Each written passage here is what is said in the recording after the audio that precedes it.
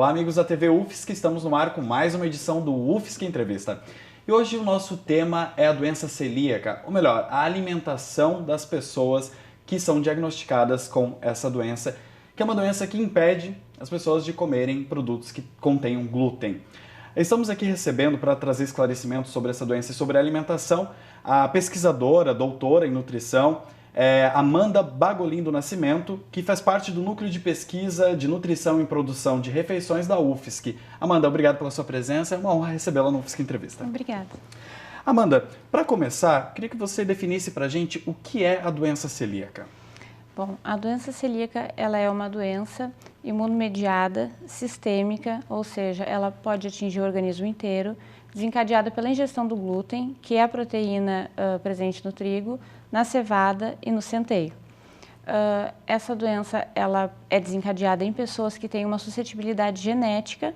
Então pode ser hereditária essa doença, passar de pai para filho. Isso, ela tem esse caráter genético bem forte. Uhum. E ela é uma doença que ela é diagnosticada só em crianças ou já desde recém-nascidos, ou ela pode ser desenvolvida ao longo da vida? Não, a doença celíaca ela pode ser desencadeada em qualquer etapa da vida. Até recentemente, o que acreditava-se que era uma doença que ela era exclusiva de crianças, principalmente de crianças que moravam nos países nórdicos.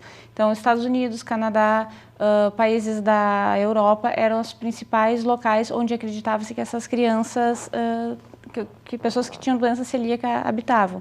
Hoje em dia a gente sabe que não, que ela é uma doença que pode acontecer em qualquer parte, em qualquer continente, e ela é frequente e também pode ser desencadeada em qualquer fase da vida.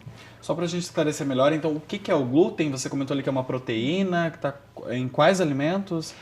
O glúten, ele é uma proteína estrutural, é a proteína que é responsável pelas características de textura da massa, e ele está presente tanto no trigo, como existem proteínas semelhantes na cevada e no centeio que desempenham as mesmas funções do glúten e também são responsáveis por desencadear a doença celíaca. Uhum.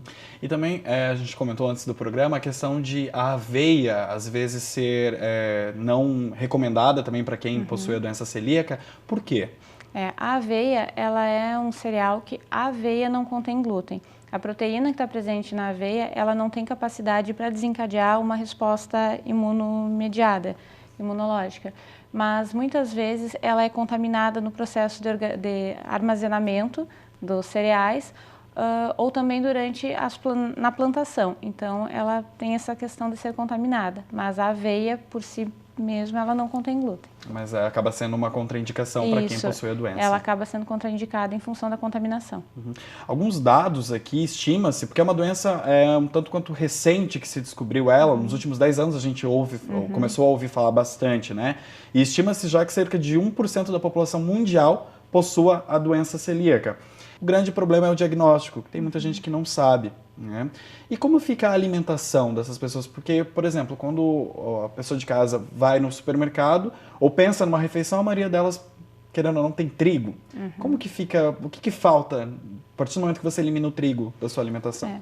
A dieta sem glúten para uma pessoa celíaca, ela tem que ter uma série de cuidados em função da contaminação.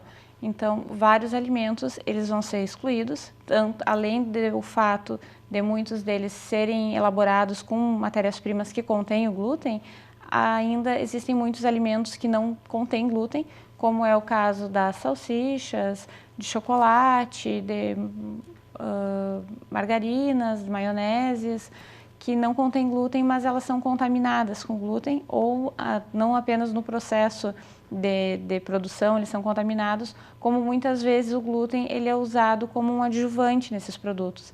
Então as pessoas ainda ficam mais limitadas do seu consumo.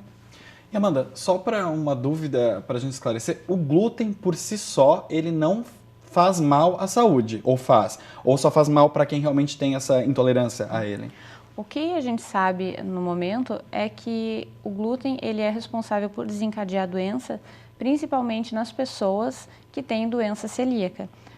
Outras pessoas Existem outros tipos de doenças, por exemplo, a dermatite hipertiforme, que também é uma doença que é desencadeada em função do glúten.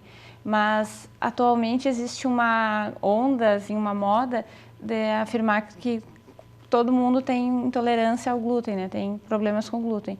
Quando não existem estudos científicos suficientes para embasar essa afirmação. Não existem evidências científicas que embasem que o glúten pode fazer mal para qualquer pessoa. Não, o glúten ele faz mal para pessoas que têm doença celíaca, para pessoas que têm outros tipos de doença, como a dermatite hipertiforme, e existe uma pequena porcentagem, não sei se posso dizer que é pequena, mas não existem estudos suficientes para associar ele a outro tipo de doença.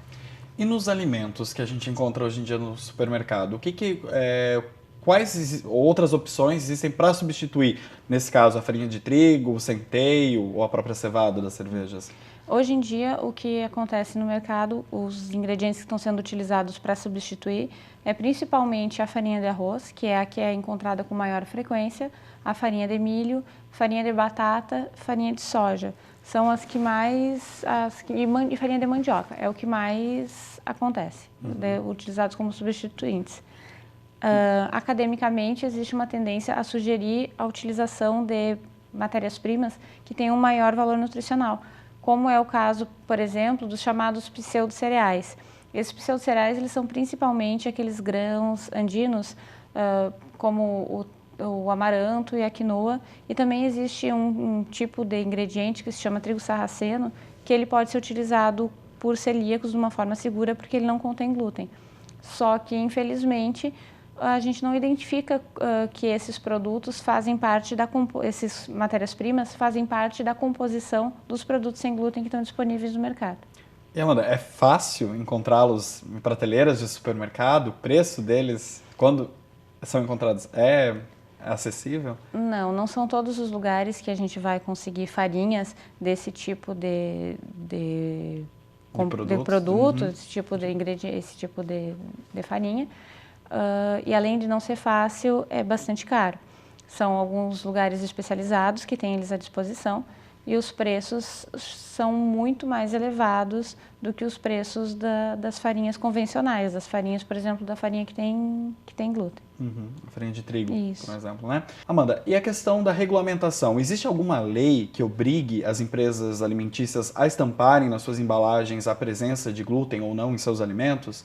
Existe uma lei do ano de 2003 que obriga que todos os produtos alimentícios eles devem informar no seu rótulo, deve conter a inscrição contém glúten ou não contém glúten.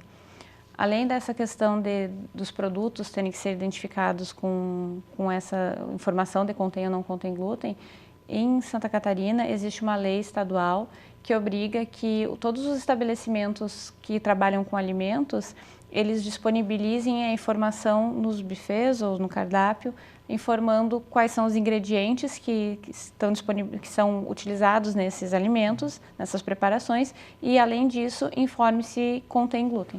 Ou seja, restaurantes, padarias precisariam trazer essas informações. Por lei, todos deveriam estar informando que as preparações tem esses ingredientes. Amanda, deixa eu fazer uma pausa para tomar uma água aqui no Oficina Entrevista, tá certo? E você aí de casa, continue conosco.